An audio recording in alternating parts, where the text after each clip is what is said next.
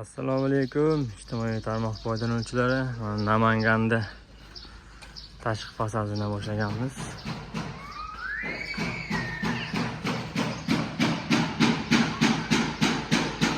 Zinamiz high-technik fasonda 15 ga 30 dan tushgan.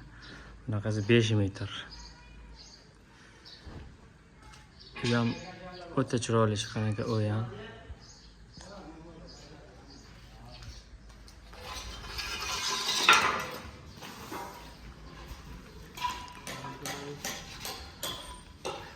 Bu yoqda yangisini fabrikasi bo'lyapti.